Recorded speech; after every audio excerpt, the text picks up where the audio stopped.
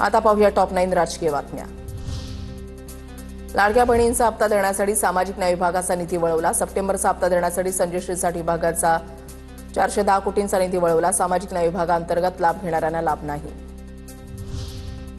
सरकारचे 31,628 कोटींचा पॅकेज म्हणजे आकडे मोठे, मदत खोटी, सामनातून टीका। तर 31,000 कोटी सरकार कसे आणि कधी उभे करणार? पूरग्रस्तांसाठी सरकारने जाहीर केलेल्या मदतीवर सामनातून सवाल। छत्रपती संभाजीनगर पालिकेवर दोन्ही शिवसेनेचे लक्ष। उद्धव ठाकरेंचा शनिवारी नियोजित हंबरडा मोर्चा, तर उपमुख्यमंत्री शिंदे उद्या तडकाफडकी छत्रपती संभाजीनगरचा दौरा करणार।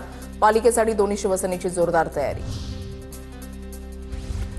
अहिल्यानगरमध्ये आज ओवेसींची सभा होणार। राष्ट्रवादीच्या माजी नगरसेवकासह काही सामाजिक कार्यकर्त्यांचा पक्षप्रवेश सुद्धा होणार। 29 तारखेच्या दगडफेकीच्या घटनेनंतर ओवेसी काय बोलणार याकडे लक्ष।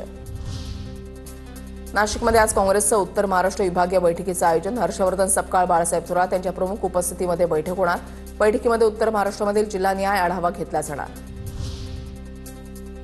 गडचिरोलीमध्ये सहपालकमंत्री आशिष जयस्वालांचा वाढता हस्तक्षेप। धर्मराव आत्राम अजित पवारांकडे आशिष जयस्वालांची तक्रार करणार। आत्राम अधिकाऱ्यांच्या समोर आशिष जयस्वालांना खडेबोल सुनावतानाचा व्हिडिओ व्हायरल। मनपा निवडणुकीच्या पार्श्वभूमीवर पवारांच्या राष्ट्रवादीची मुंबईमध्ये महत्त्वाची बैठक। 13 ऑक्टोबरला आमदार, खासदार, जिल्हाध्यक्षांना बैठकीला उपस्थित राहण्याच्या सूचना। प्रदेशाध्यक्ष शशिकांत शिंदेंच्या अध्यक्षतेखाली बैठकीचं आयोजन। सांगलीमध्ये माजी खासदार संजय काका पाटील स्थानिक स्वराज्य संस्थेच्या निवडणुकीपूर्वी वेगळ्या भूमिकेत।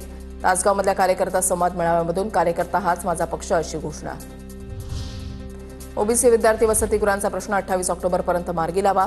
वसतिगृहासाठी जिल्हाधिकाऱ्यांनी जागा उपलब्ध करून द्यावी। महसूल मंत्री चंद्रशेखर बावनकुळेंचे आदेश।